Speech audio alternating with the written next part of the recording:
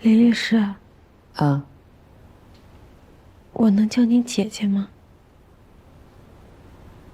可以。您真的答应帮我代理离婚了吗？如果你需要的话。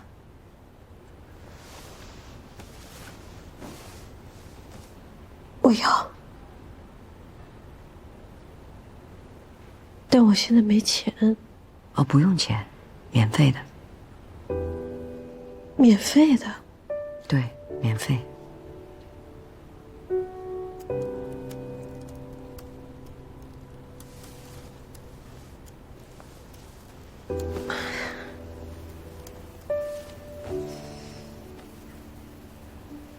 我明天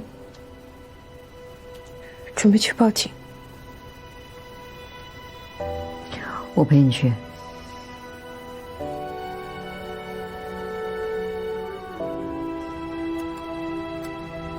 快睡吧，睡醒了脑子清楚，说的也清楚。快睡。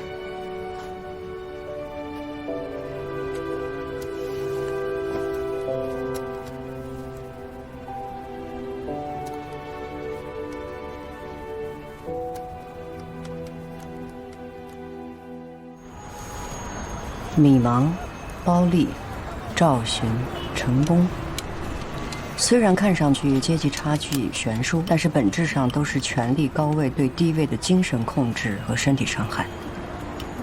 所以在隐身的心里边有高度的相似。隐身应该一早就把赵寻带入米芒，成功带入包丽，把自己的情感创伤投入到别人的关系里。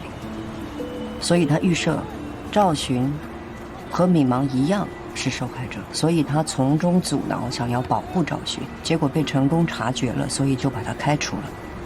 事发当晚他并不在现场，他应该是从保安嘴里知道成功把赵寻带回了大城，认为赵寻一定会受到伤害，所以他匿名报了警。逻辑链完整闭合了。这馄饨这么好吃，你怎么不吃啊？你吃啊。那你不吃了？你吃，你吃。哦，所以如果这个心理分析成立的话，就说明一个事实啊，就是隐身的证人证言都是基于他的主观预设和个人臆断。他认为只要成功和赵寻发生关系，就一定是强奸，所以他的判断都是他认为他觉得，而不是他看见他证明。事发当晚他又不在现场，所以他的证词本来就是间接的证据。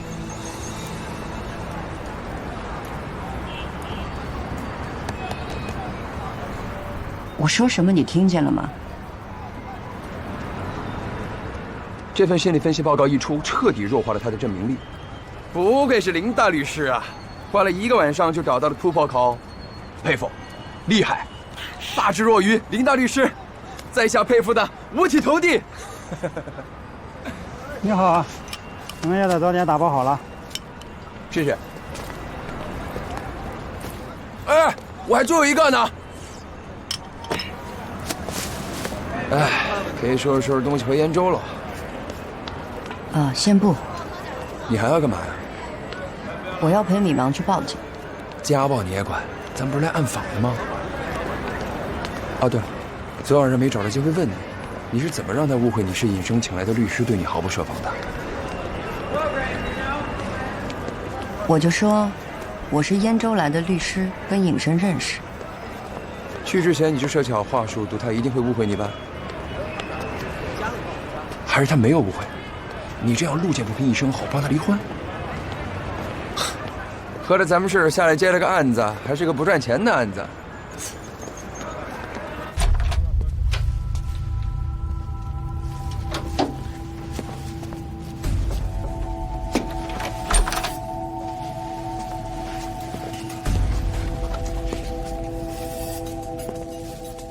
康辉，康辉，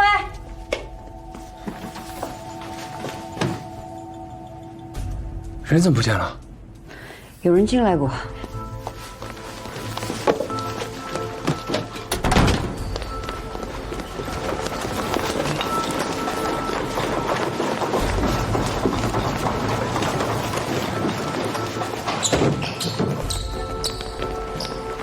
哎，您好。你好。我是燕州大镇律所的律师林探。哎，你好，我是大堂经理，有什么事儿吗？我的朋友在我的房间消失了，东西也被翻过，房门呢没有明显的破损，所以我想查看一下酒店的监控记录。我建议啊，您还是先联系上您朋友。再者说了，您看我们这个酒店大堂的保安在这儿，今天上午没有发生什么可疑的事儿吧？也没有什么可疑的人来过吧？你看。可是我的房间有外人进去过，东西也被翻过，难道住店的客人没有权利查看酒店的监控录像吗？丢东西了吗？没有。没丢东西，查什么监控啊？我的朋友失踪了，我要确保他的安全。这么跟您说吧，我今天啊看到您朋友好模好样的自己一个人从这儿走出酒店了。你说他是自己一个人出去的？是的。如果你们拒绝向客人提供酒店的监控录像，我们立刻报警。报警？你不嫌麻烦你随意啊，警察来了也一样。人家自己的老公找自己的媳妇儿，这事儿是你能拦得住，还是我能拦得住啊？人是合法夫妻啊。谢谢您啊。肯定是包丽抢走了密码。老大，别问了，那是干嘛来的？清官难断家务事，你一旦插手了这个事儿，那岂是报警就能完了的？别被烂棉花套套住，因小失大。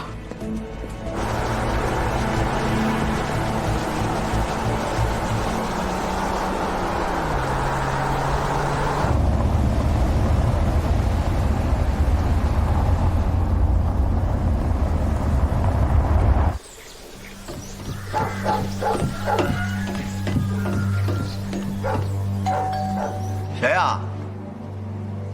你知道我是谁？我昨天来过。米芒不在，去闺蜜家聊天去了。我知道米芒在家，你开门。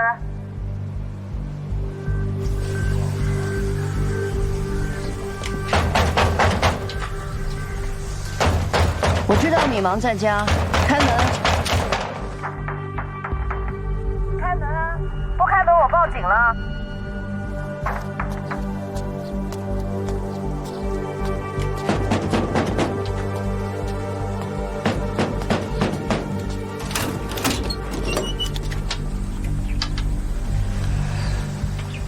我真没骗你，米芒没在家。包丽，我手上有你家暴米芒的证据，我要见到他。如果他没事儿，我马上就走；如果有事儿，我即刻就报警。报警啊？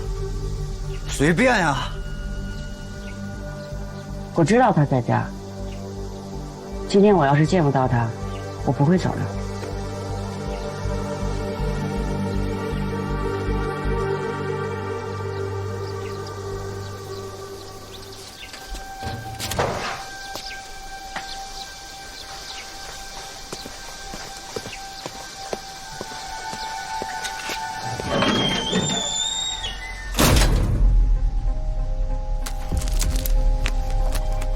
米芒，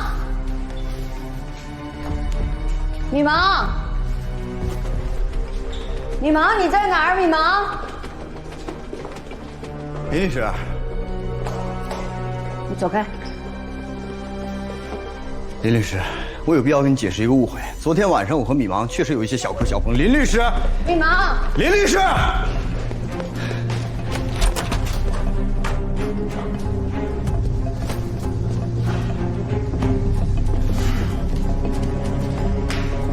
米芒，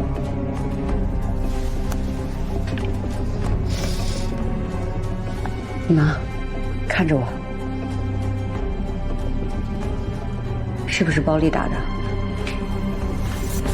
林律师，夫妻之间哪有不拌嘴的？我也是因为前2胎都是女儿，我压力大呀。我爹娘老子也因为这个事儿不痛快，人前人后都抬不起头来呀。其实我特别喜欢女儿，真的。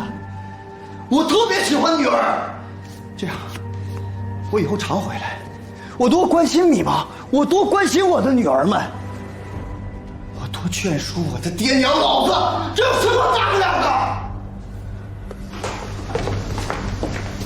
包丽，你不要以为在自己家里就可以为所欲为。你对米芒的长期家暴、反家庭暴力法会制裁你的，我这儿有证据。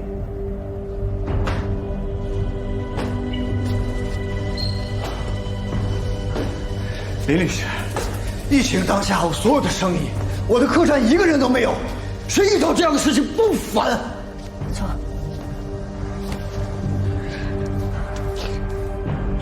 李妈，你要不要我带你走？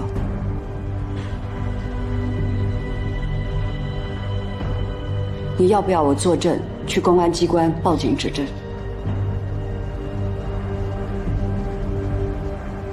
你要不要我为你代理去法院提出离婚诉讼？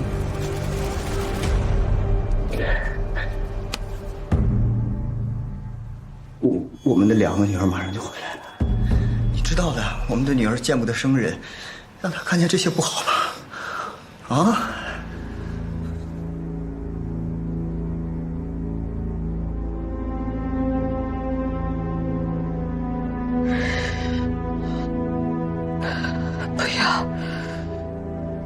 不要，听见了吗，林律师？哪有勺子不碰锅的呀？是不是？你看，我这也被他抓伤了。要不你替我代理，要不你拍照取证，来啊！媳妇儿，走，我扶你回房间。你疼吗？我给你洗洗啊，我给你清洗，清洗完我给你上药，我给你扶来。你起来，我帮你起来。以后你什么都不用干，所有的家务都由我来。做饭我来，我现在就给你炖鸡汤，我替你保养身体，啊，所有的家务我替你干，好吗？来，慢一点，不着急啊，慢一点。来，我扶着你来。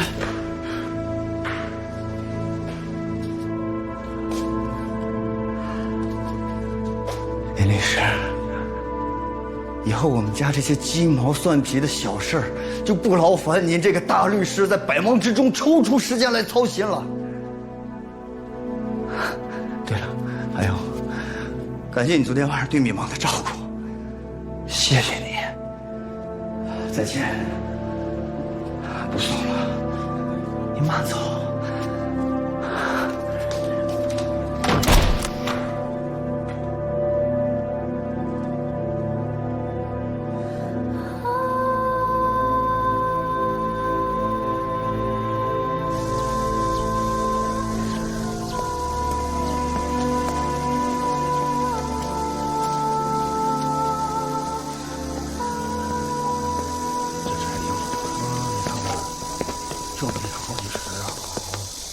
这打得住吗？是吗？哎呀，宝马呀，这是。这不是宝马啊，宝马。对，这是宝马，不是宝马。知道这是什么吗？什么车？法拉利。法拉利啊！哎呦，法拉利。对了，再离远点。真好啊！别碰啊，千万别碰。不碰。哎，二叔，他回家了。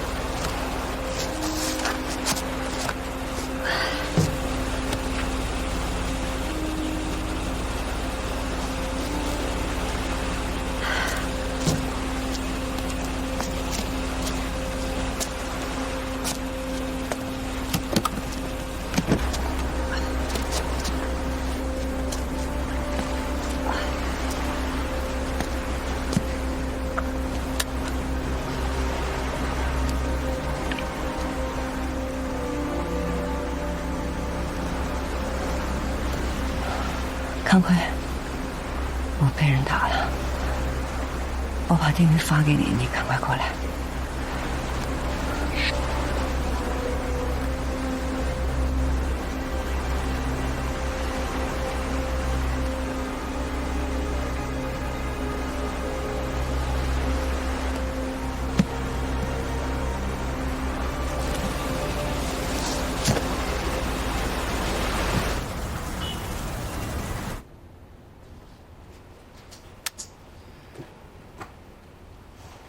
放松点儿，你想到什么就说什么，就是正常问询。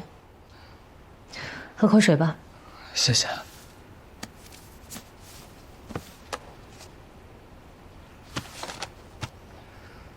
到董事办之后，赵寻的话就越来越少。除了工作，他不和人交流，上下班也是独来独往的。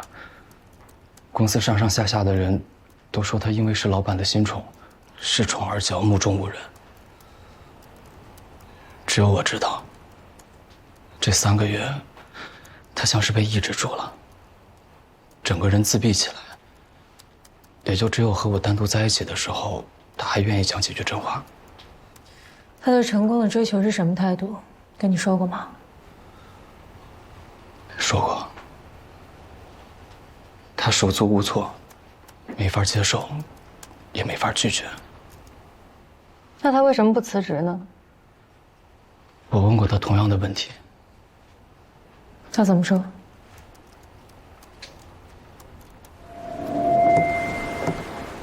恋爱可以不谈，但饭我得吃啊。现在不就在吃饭吗？不过话说回来，思智也不至于饿死。我和你不一样，我爸妈在公园干了半辈子的老园林职工，俩人每月加一块也不到1万。供我上最好的中学，最好的大学。高中时，很多同学出国留学，我也想去，但我也只能在心里使劲想想，没和他们提过一个字。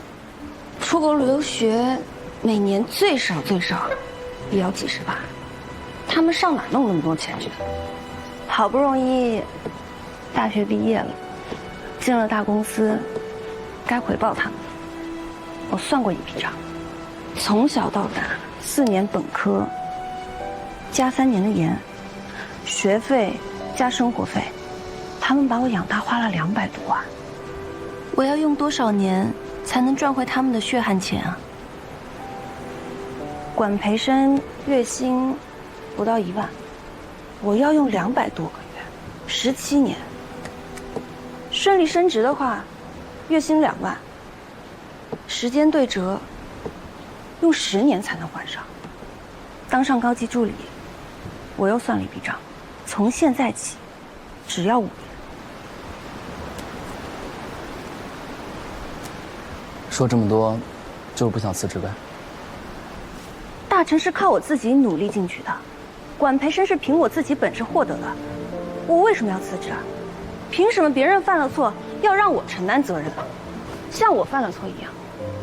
这次辞了，下次、下下次呢，又遇到同样的事情，我再牺牲掉自己的前途，躲避骚扰吗？每换一个地方，就要把所有努力一把抹掉，再换地方，再遇见，再一把抹掉，恶性循环吗？人家说，每个人都该有笔钱，叫 fuck you money。有了这笔钱，我可以和所有人说不，但我还没有赚到这笔钱。我永远记得我爸这辈子最开心的2个时刻，一个就是我拿到名牌大学的入学 offer， 另一个就是拿到大城的入职 offer。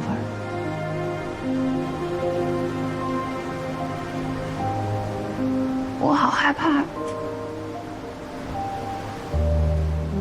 他们这么快就对我失望了。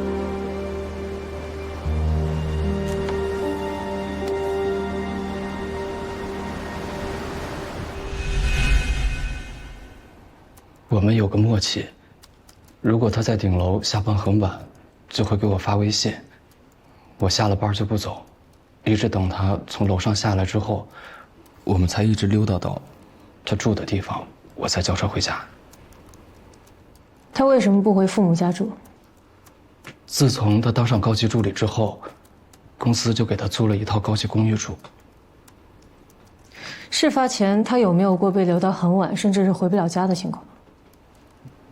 有过，就在事发2、3天前的一个晚上，我等过了12点，他还没有从顶楼下来，我给他发微信，他也不回，我当时就比较着急，当时想冲上顶楼去看看到底发生了什么事儿，可是我上不去。具体哪天？具体哪天我也记不清楚了，不过这个事儿你可以问一下赵雪。顶楼发生了什么事情？他什么时候下来的？好像是到后半夜1点多他才下来。我问他发生了什么事儿，他也没说，他就说幸亏有程董的保镖在。尹生？对，就是尹生。师傅，沿着这条路别拐弯，直走。麻烦您快一点。对，就是这条路，直走。再麻烦您快一点。告诉你，就这儿。老大，老大，老大，你没事吧？头疼。坚持一下，我送你去医院。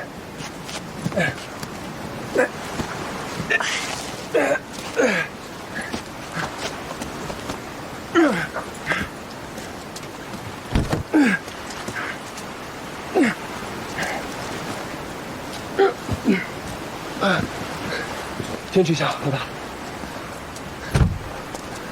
哎，大哥，帮个忙，咱把这石块挪开，我给你加钱啊。好。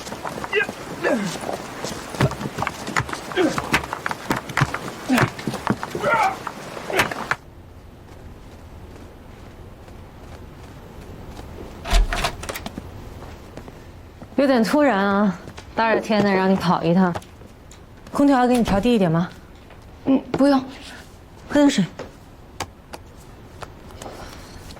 别紧张啊，今天主要就是问一下成功身边那个私人保镖尹生，你对他有什么印象？尹生，我到顶楼后，虽然天天和他见面，但不怎么说话。他话少，人很稳重，可能是职业需要吧。陈董非常信任他。只有在尹生和司机这2个随从面前，他是不遮不掩的。那么信任他，为什么还在事发当天把他开除了？像临时起意，不像是酝酿已久。你知道尹生是在事发当天被开除的吗？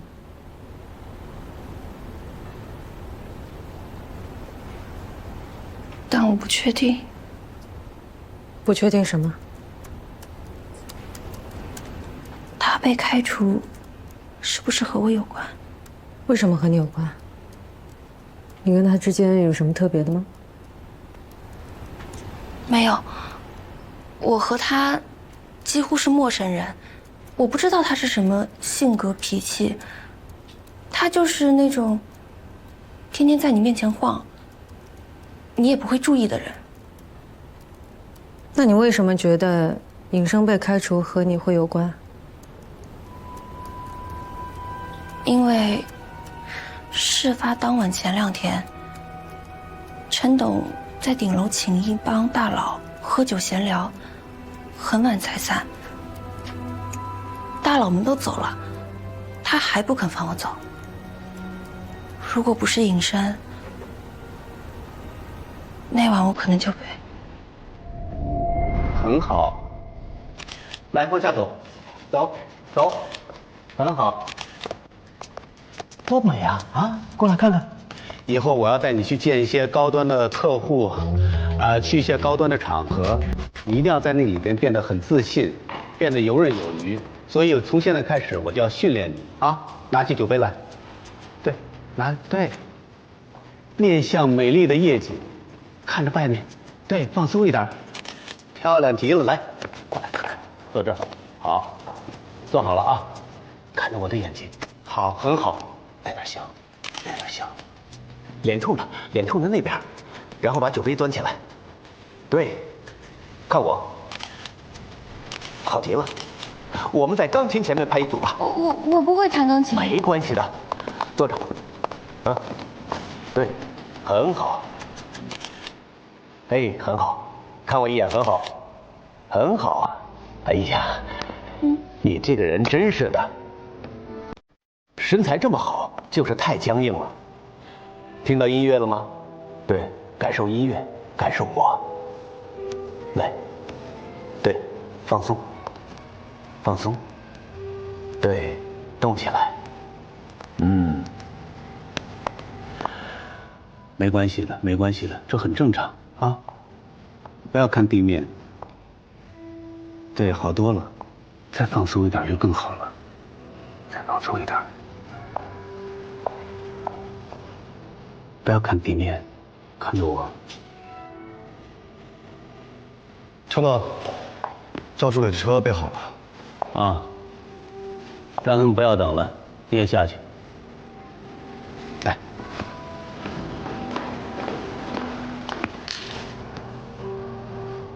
你看，你又紧张了，啊？来，靠近我，过来，靠近，把手搭到我肩上，很好，对。没想到，他居然没走。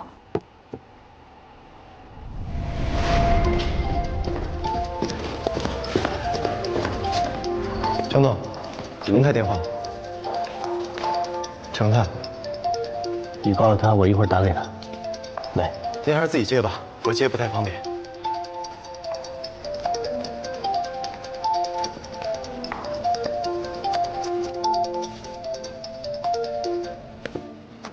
喂，是我。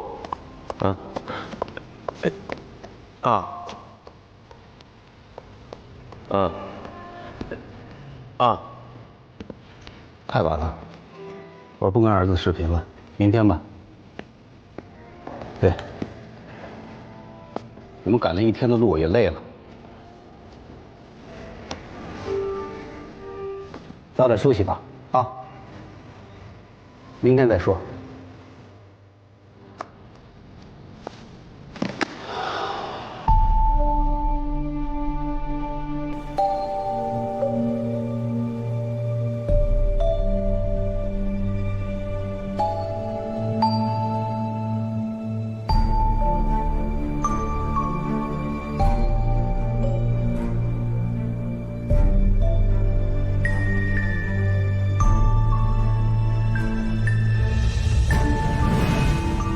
你觉得他是故意来打岔的吗？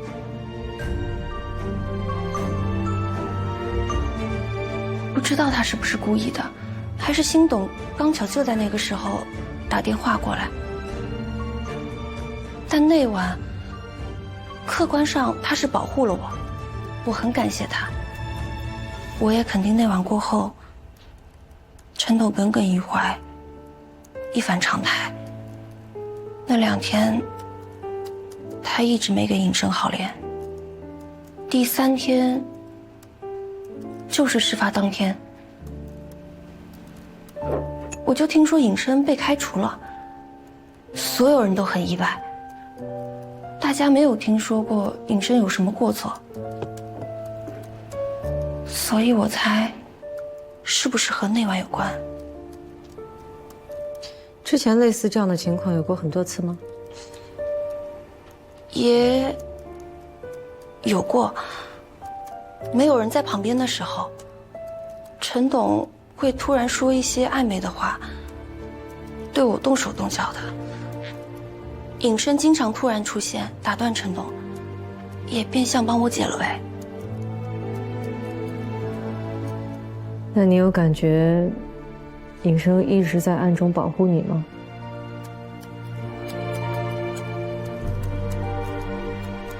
我不清楚，我在鼎龙时，他都在。我以为是工作要求他如此，但很多时候，陈董明显不希望他在场，也不要他做什么。但尹生总是坚持到我离开后才走，因为他在眼前，陈董多少有些顾忌。每次我都暗中庆幸，幸亏他在。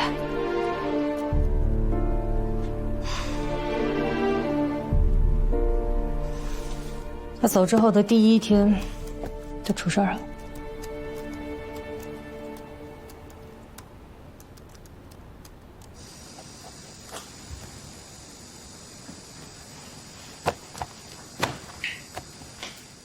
林律师，偷袭您的人连个影都没看见，也没有任何的在场目击证人，指定嫌疑人全靠猜测。您是法律从业者，咱不能凭猜测断案吧？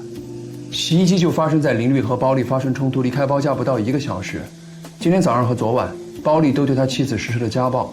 你们现在上门去调查，能清楚地看到米芒的伤势。如果发生家暴事件，那跟林律师遇袭也没有任何关系。而且当事人不报案，那我们警方也没办法获知和上门调查取证。那您的意思是，只能等你们立案之后慢慢调查了？还是要2位积极配合，随叫随到，多多提供破案线索。我们警方呢会逐一排查，缩小嫌疑对象。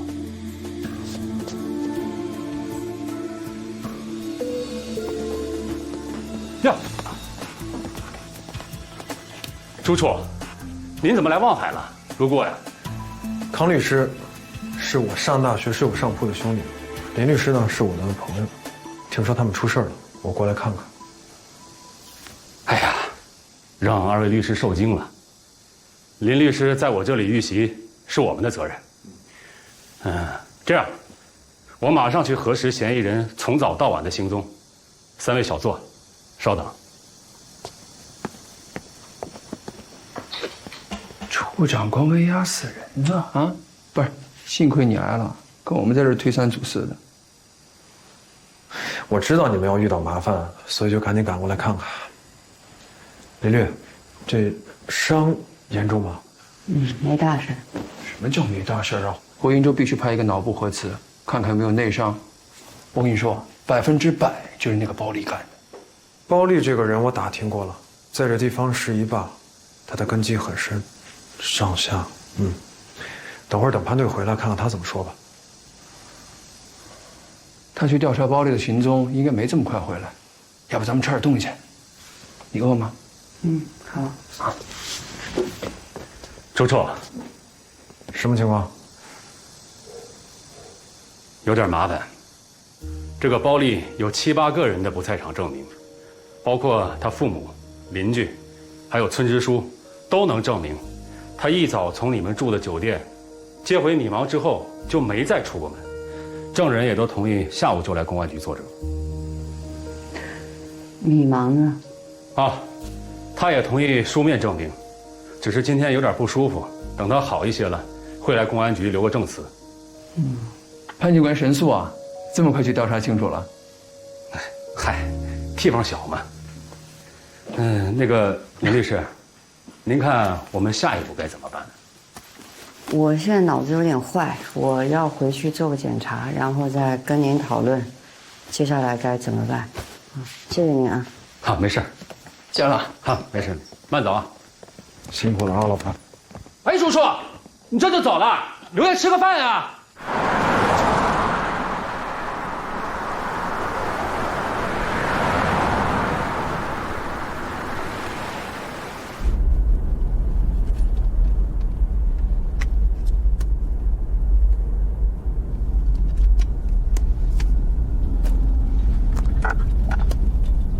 接个电话啊。谁啊？老许。老许啊，他上次不是躲着咱们吗？怎么现在给你打电话了？喂，老许。啊，你说。我懂。明白。好，谢谢老许啊。他说什么呀？老许说呀，刚才处理你们俩报警的那个潘队和包丽是铁哥们儿。这个潘队呢，就是2年前拘留尹生诱车案一手经办尹生伤害包丽案的人。这地方不大，水不浅啊。两王八牵手过马路，还就霸道。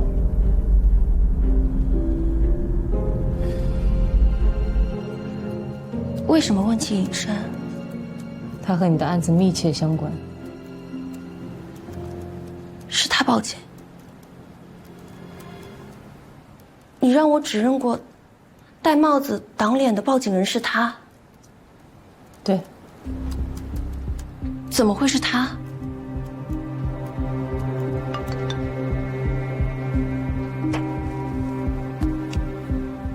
怎么会是他？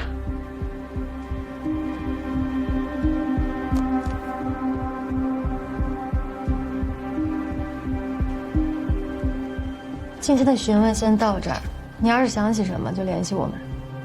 好，辛苦了。这边。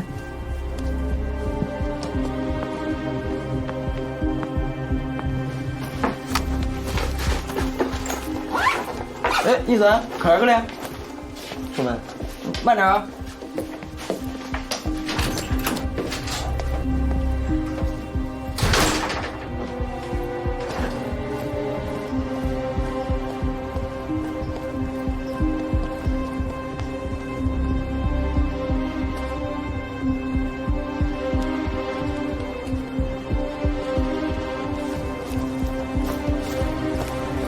你好，尹生是吧？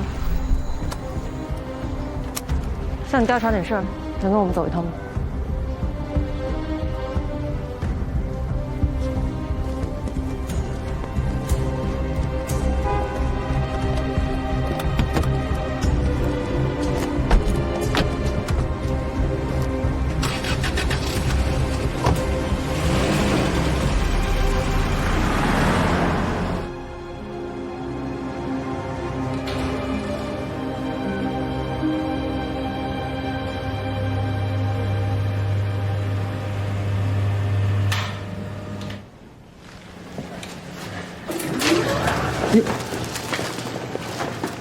严不严重啊？怎么样，老大？都来了。任大也在来的路上，大概10分钟他就到了。那你打电话给任大，让他不要来了吧？那个，医生跟我说，这次脑子检查查出一个特别大的问题。什么问题？就是医生说我的脑沟回异于常人，特别多，所以我终于找到了我为什么那么聪明的原因。算了吧，你把这花都拿了吧。哎，好。算了吧。那你给人家打个电话，你就别来了。好。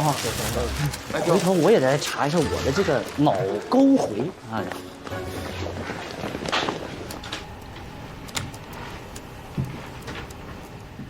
是你于2020年7月25日凌晨1点40分匿名报警，举报嫌疑人成功强奸女下属赵寻吗？是。你报警的动机是什么？为什么举报自己的上司？为了报复他。就为报复吗？报复他开除你，让你遭受了不公平待遇。你可以申请劳动仲裁，维护自己的权益啊。为什么要报警指控他强奸呢？我想让他丢人现眼。除了你们之间的私人恩怨，你对案情本身怎么看？你不在案发现场，凭什么认定双方发生关系就是强奸呢？不在案发现场，凭什么认定双方发生关系就是强奸呢？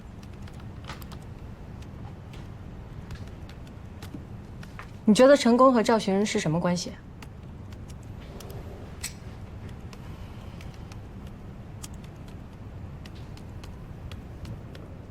事发当晚你是怎么得到陈宫和赵寻返回大成住所的信息的？那天中午我突然被开除，走的也比较匆忙，很多私人物品也都还留在大厂。然后徐经理给我打电话说，帮我收拾出来了，有时间过去取一趟。我就想挑个程董不在的时间，避免尴尬。徐经理说当晚就行。程董刚好有个应酬。那天我也是刚找到送外卖的工作，下班都已经很晚了，还要把行李送到骑手宿舍。我想返回大城的时候是晚上11点，徐经理突然给我打电话说别过去了，程董要带着赵助理回来，我就这样知道了。你不在案发现场，你怎么知道他们发生关系了？你又凭什么认定双方发生关系就是强奸呢？我猜的。猜的？根据什么这么猜测啊？没什么根据啊，就感觉。这3个月以来，公司上下疯传嫌疑人和受害人是恋爱关系，你听到什么又看见什么，让你的认知这么与众不同，甚至截然相反，让你感觉赵寻不接受成功的追求，最后还发生了你认为的强奸。我就是一个保护程董的小保安，我能知道什么呀？别人见到什么我就见到什么。程董又是个公众人物，他平时还挺会保护个人隐私，行为举止也挺谨慎的。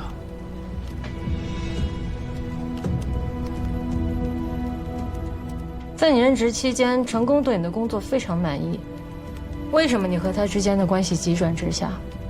发生了什么矛盾，导致他不由分说开除你？也没什么矛盾啊。我们这个职业流动性很大，分分合合都很正常。要说矛盾吧，可能是性格不合，脾气有点相冲吧。你和成功之间的矛盾和赵寻有关系吗？没有，跟他没关系。你和赵寻的关系怎么样？我和他不熟，除了工作交代，平常都不说话。作为贴身保镖，你可以接触到别人接触不到的面，了解别人了解不到的内情。那在你看来，赵寻对于成功的追求是什么态度？接受还是不接受？这我上哪儿知道去啊？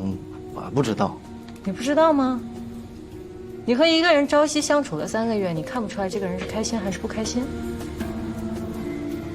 被霸总追求，月薪是我的3、4倍，我咋能看得出他开不开心呢？赵寻不知所措的时候，有向你求助过吗？你有主动替他解过围吗？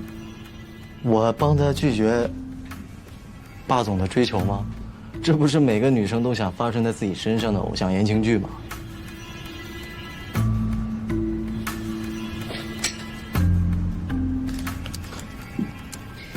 事发前3天，2020年7月22日晚，成功在顶楼召集雪茄酒局。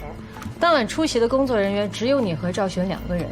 散场后，成功不肯放赵寻离开，发生了肢体接触，但他明确表态让你走。你并没有服从命令，而是强行打断，这也变相阻止了成功对赵寻进一步的侵犯。你是故意的吗？是在保护赵寻吗？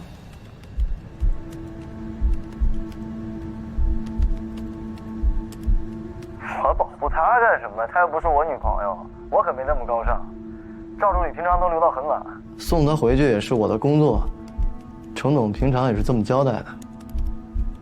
你甚至没有感觉你坏了成功的好事，导致他恼羞成怒，对你心怀不满吗？啊？是吗？哎，警官，你这么一说，我才意识到啊。我平常都学不会看老板的眼色，你这么一说，我被开除可能还是真是因为这个。哎，你对赵寻指控成功强奸怎么看？我怎么看？程总人帅有钱，招女儿犯桃花。要说缺点吧，就是对女人都太好，太多情，对谁都温柔。那你要说他强奸，我有点不太相信。那你为什么报警言之凿凿说是强奸呢？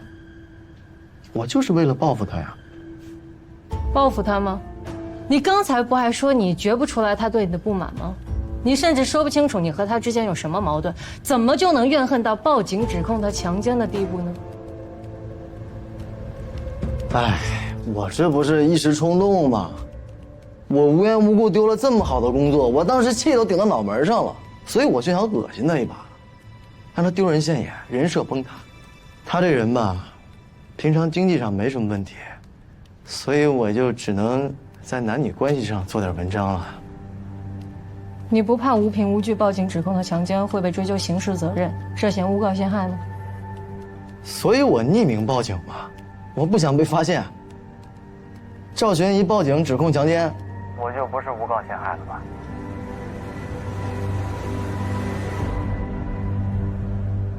你真该感谢他帮了你啊，不然就凭你说的这些，足以构成诬告陷害。诬告陷害罪的构成要件是捏造事实，我没有捏造啊。事儿真的发生了呀，那顶多算我猜错了，结果他真的报警了，所以我现在连虚假告发的嫌疑都排除了，是吧，警官？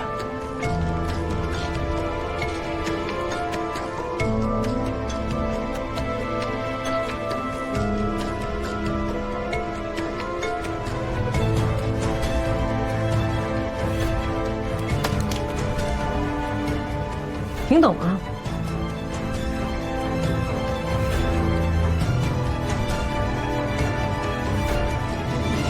我能走了吗？我还挺忙的。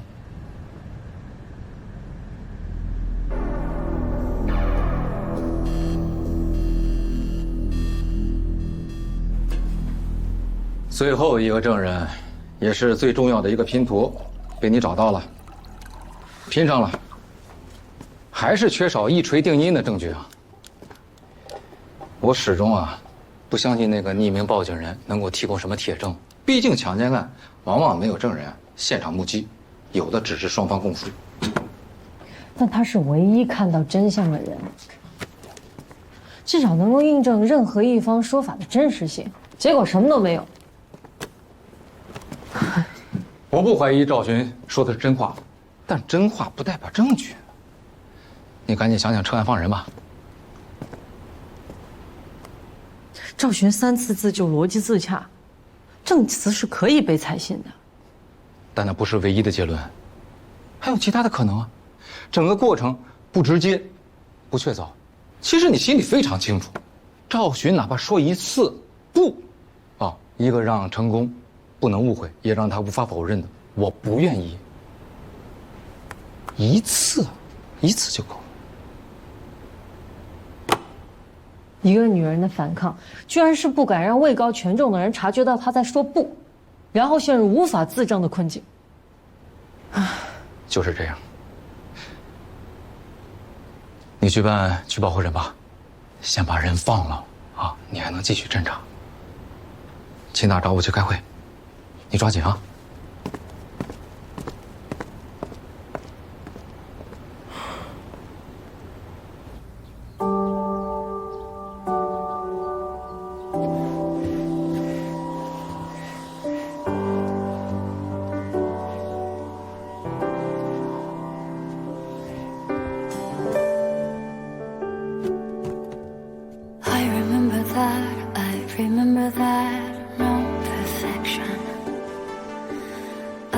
I pretend not to be her, let you break my heart.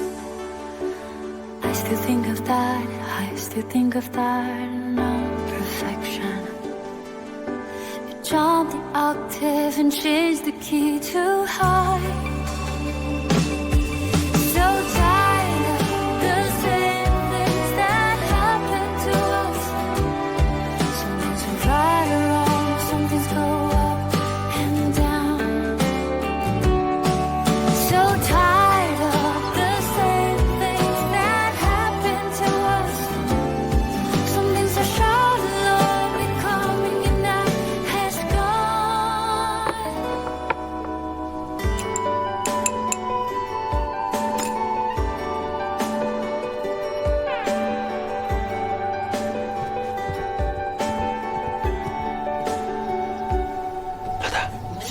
老大，嗯，起床了。哦，天快黑了，睡了多久？你早该这样不补觉了，头还疼吗？好多了。那赶紧起来用膳吧。我去漱个口。好。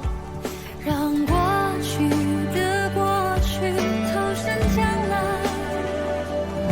就此别过，转身离开。那些叫了4个起来了。哎，对了，我要是不来啊，我估计你这快递1个月都不会拆的。榨汁机，哎，是忘了。我朋友都在用这个榨汁机，说挺好的。嗯，我这就去给你榨一个苹果汁儿。好。哎呀，我的天妈！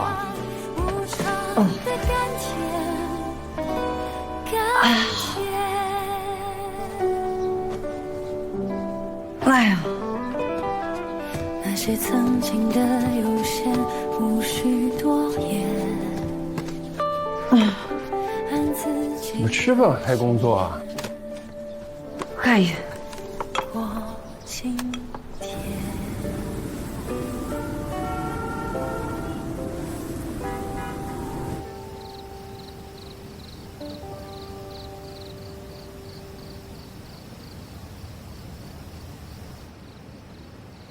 快要10点多了，你该回去了吧？啊，手上那么多工作没完成呢，你一个人怎么行？行吧，随你。咦，写错了。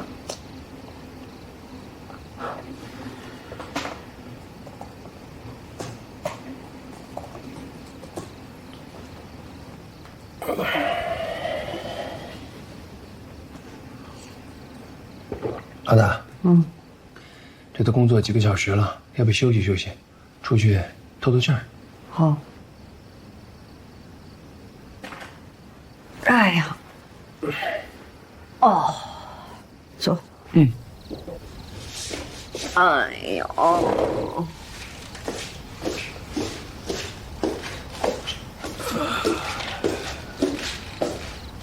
啊，哎，今天月亮还挺圆的啊。哦，今天是15嘛？今天不是吧？哪那么圆？快15了，应该。哎，那既然月亮这么圆，我来应个景呗。哎，行啊，吹一段你的萨克斯。呵呵。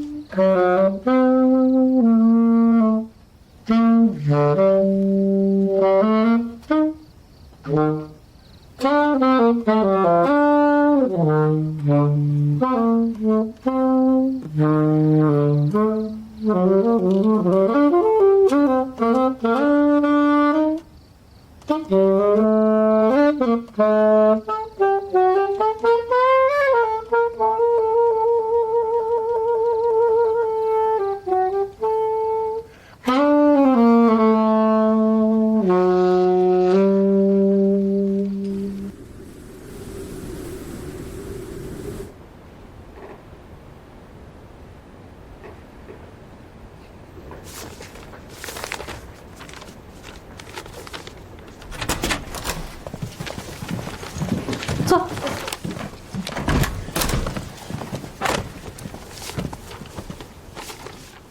公安机关找到匿名报警人了吗？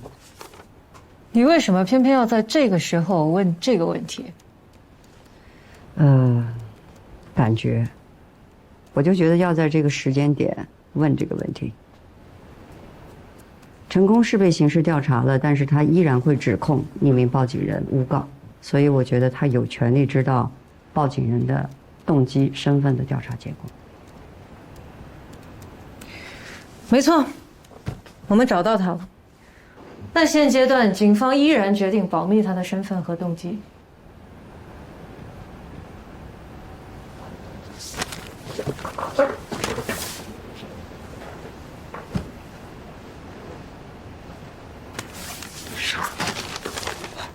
关于尹生心理的报告。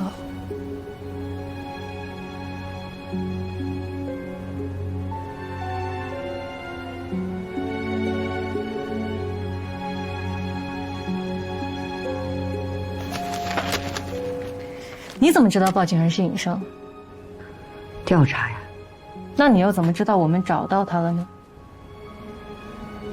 感觉。不是推测。我无从判断，也不知道尹生会给公安机关提供什么样的证人证言。我的工作只是调查他的报警动机，分析他的人格心理，从他的日常生活、工作和情感经历里寻找行动成因，从而形成分析报告。也希望这份报告可以帮助入司法机关判断他证人证言的真实性和证明力。大致得出什么结论？我认为他把自己的情感经历投射到了嫌疑人和被害人的关系里，主观臆断，认知有误，所以他的证人证言证明力极低，真实性存疑。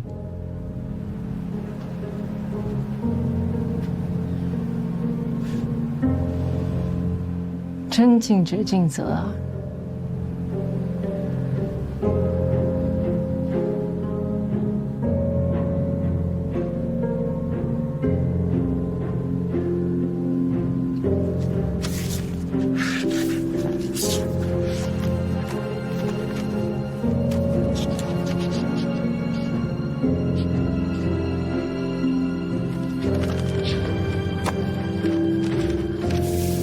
你可以去看守所领人了。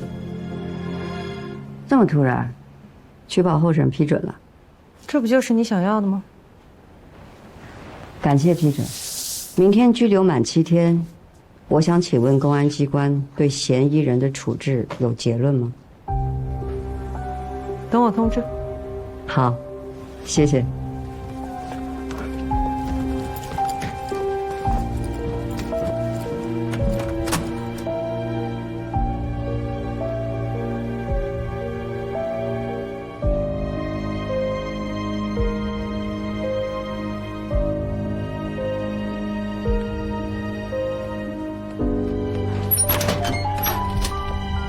1120到。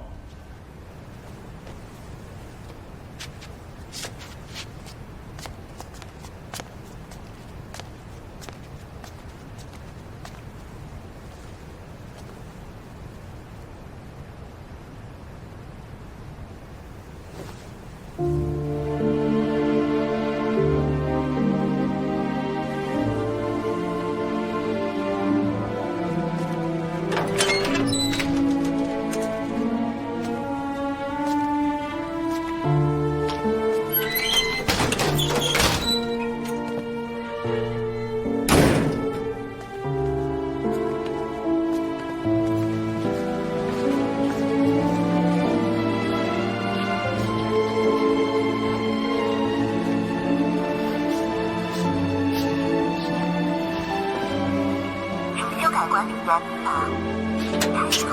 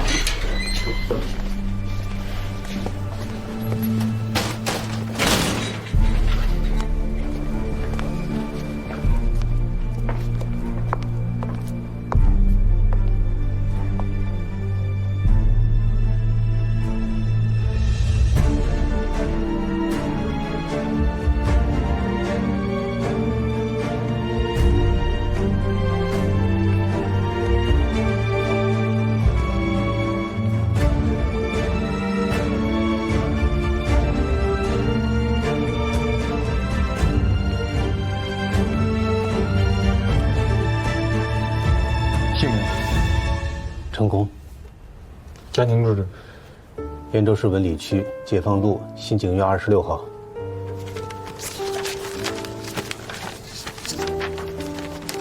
谢谢。千万别再回来了啊！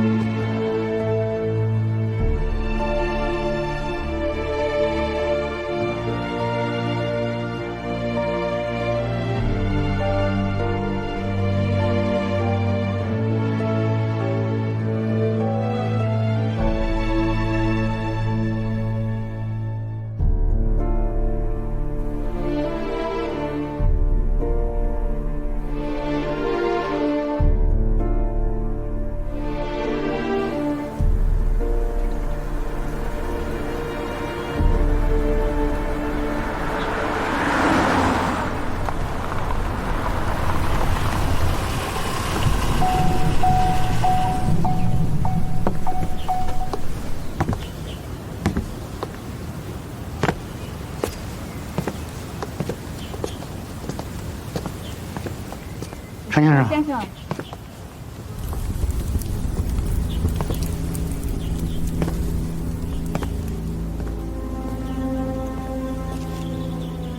欢迎回家。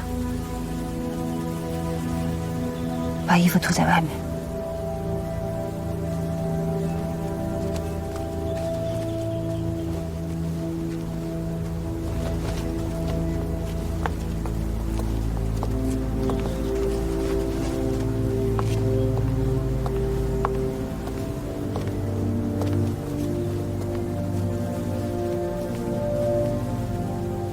裤子也要脱。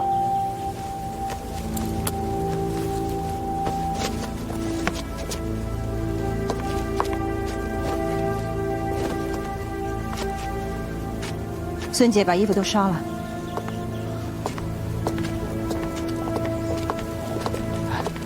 你们拿到后面去把它烧了。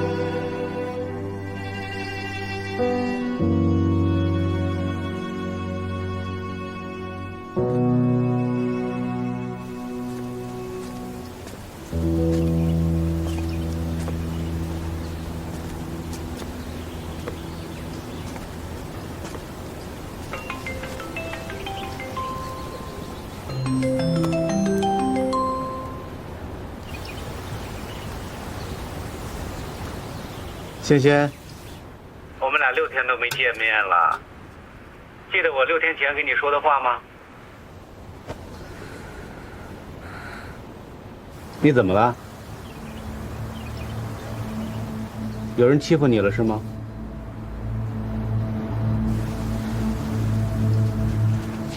儿子，听我说，有人欺负你的话，不要跟他们打，也不要去争辩。记住他们，等爸爸过去之后，一个一个找到他们，替你拿回公道。儿子，坚强一点。那先这样，拜拜，轩轩。拜拜。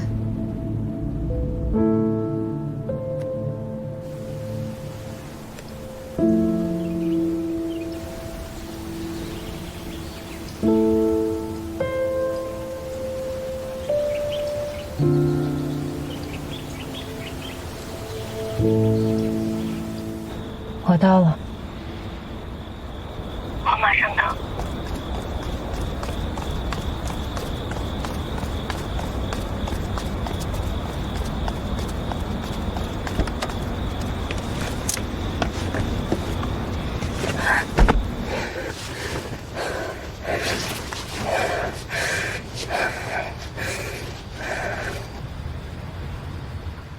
看到新闻了？看到了。他离开看守所了。下午回家了。好突然啊！你们找到隐身了吗？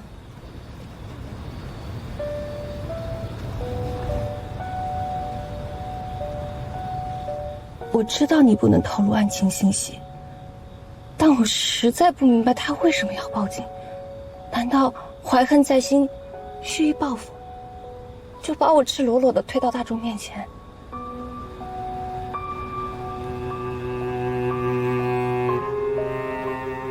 我不怨他，我报警是自己的决定，他没有替我作证的义务。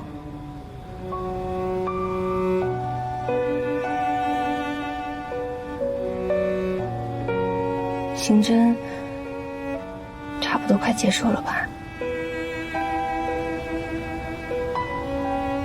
取保候审是不是意味着目前证据不充足，或者罪不重，不用羁押？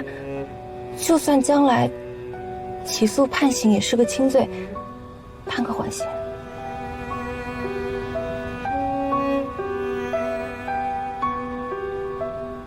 但也意味着案件没有结束，公安机关会继续收集新证据，不排除嫌疑人会被重新收监、起诉判刑的可能性。有可能最终无法证明犯罪，传对吧？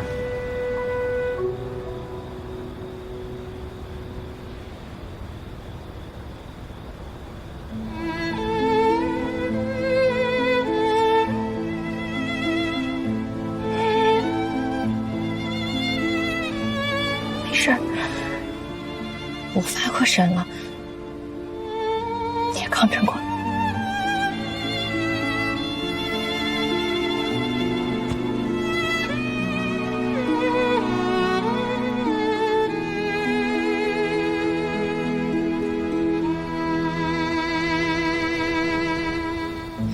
法律有时候也不是无所不能。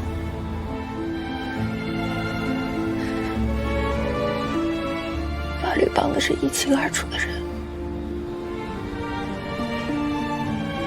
可我偏偏没做到一清二楚。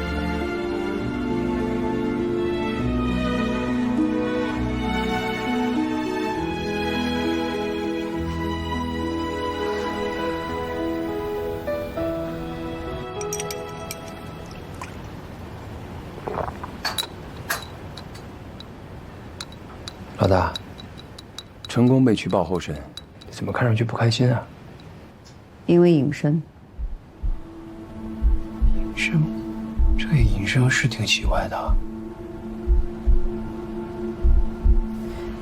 你看啊，隐身作为这个报警人已经被警方找到了，他没有提供任何对赵寻有利的旁证。他但凡说了一点点，警方也不可能让陈功取保候审。是啊，他却帮了陈功一把，这不奇怪吗？奇怪啊。继续调查林生吧。嗯。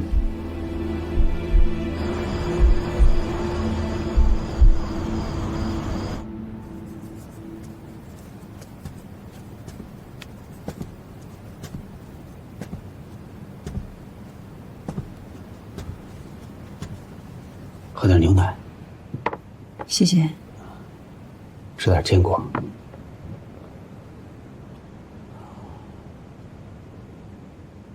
好久没有看到你工作的样子了。明天股票复牌，还要多做一些预案。哦，复牌前我最大的贡献，就是获得了取保候审。贺世利好。新路，这6天真是辛苦你了，力挽狂澜，做得真棒。文芬。啊，好在最难的时候都过去了。林看会继续跟进，帮我洗脱罪名，还我清白。但愿。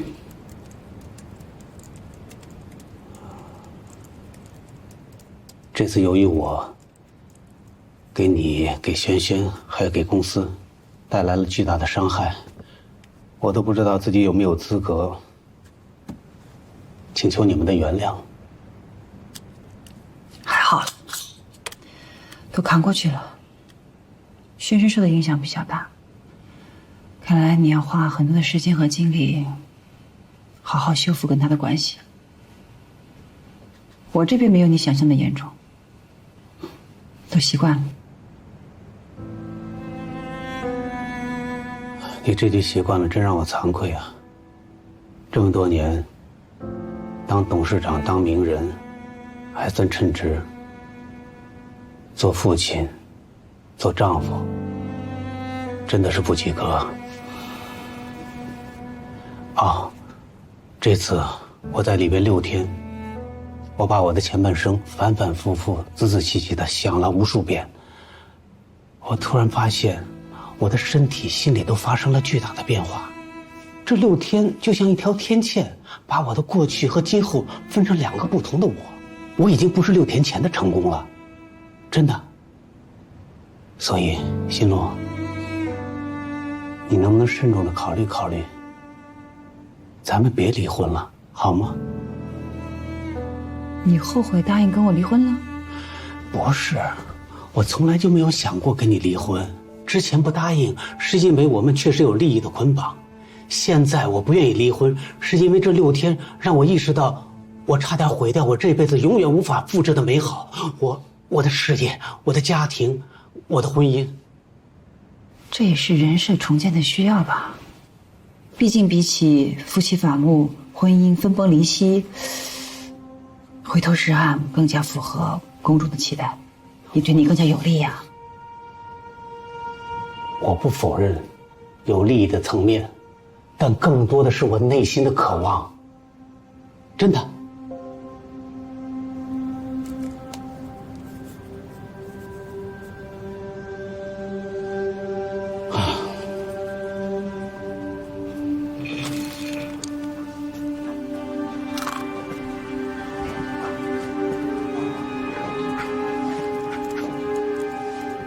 反正我想好了，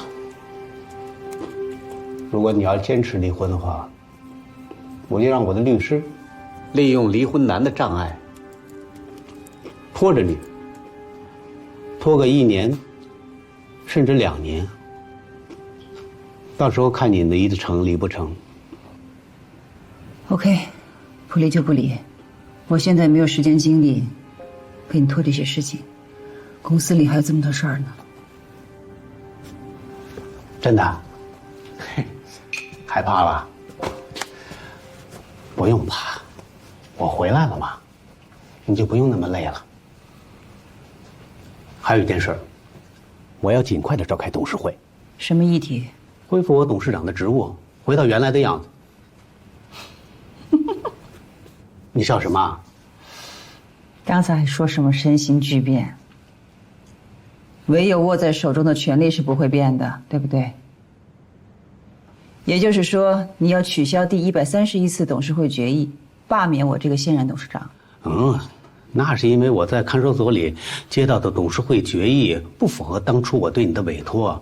但是我能理解啊，面对前景不明的案情，你和全体董事选择与我切割，也是明智之举，也给短暂停牌找到了一个名正言顺的理由，争取了救命的4天，对于止跌股价还有平息社会舆论都起到了非常好的危机公关效果。所以呢，在看守所的后3天，我努力地说服自己理解接受131号董事会的决议。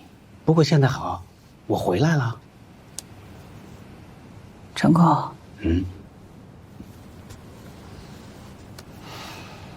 你回来了，但你的犯罪嫌疑并没有解除。就算犯罪嫌疑解除了，你个人的负面的形象带给公司的负面影响，在相当长的时间里是不会消除的。你什么意思？我解除犯罪嫌疑的话，也不能恢复董事长的职位了？1年2年短期之内，是这样的。那能接替我的人是谁呀？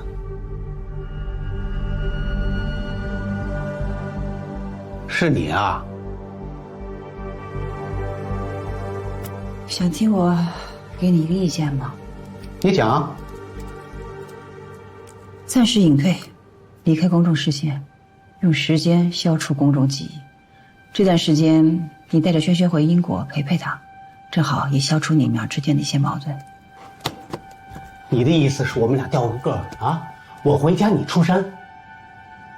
我认为这对你、对我、对轩轩、对公司都好。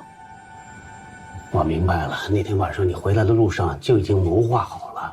你解除一日行动人，要挟我离婚，分我1半的股权，就是为了抢我董事长的位置，布局谋偏。我突然被刑拘，你连到手的制衡权都用不上了，直接煽动全体董事，直接罢免我。你知道我最在意这个，你偏偏跟我抢。我没有跟你抢，我找回来的只是丢失了10年的自己。对不起，你要是不放弃董事长的位置的话，我就会在公司董事会跟你开战。成功，你能不能不要再折腾自己的荷尔蒙了？你看你把身边所有的人，把他们的人生、事业和生活搞得一片危机，现在危机还没有过去，你还想折腾集团管理层？谁折腾了？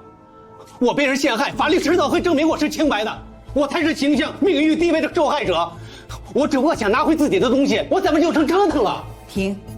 我不想跟你吵架，起码今天晚上请给我一个亲戚。线上这么多人等着我做决定呢。力不能逮，你可以随时回卧室休息啊！你不要那么操劳，你不心疼自己啊？你是不相信我会做得比你更好吧？我相信啊，6天可以，时间长了你肯定不行。做得好不好，时间会说了算。谁当董事长，董事会上投票做决议。所以现在请你离开，我要工作了。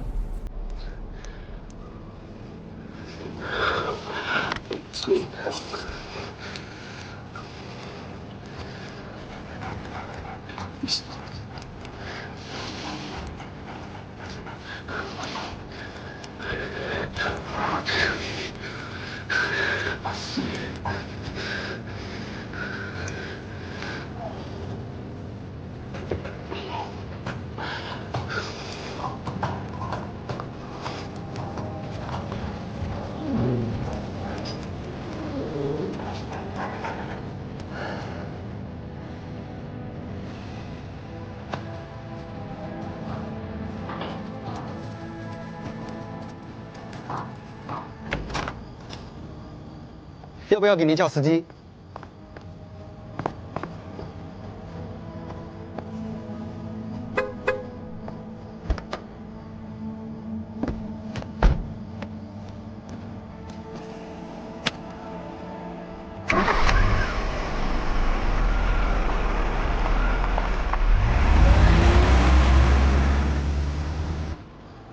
我就知道你一出来就会因为股权和董事长的问题跟他争斗，但是没想到第1天晚上你们俩就杠起来了。我也没有想到。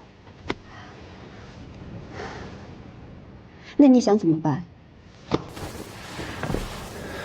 我决定明天召开董事会。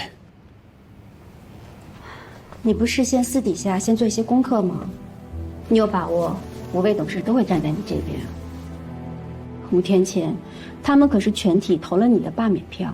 我知道，5天前我被带走，他们集体跟我切割，那是为了保护自己的利益，还有公司的利益。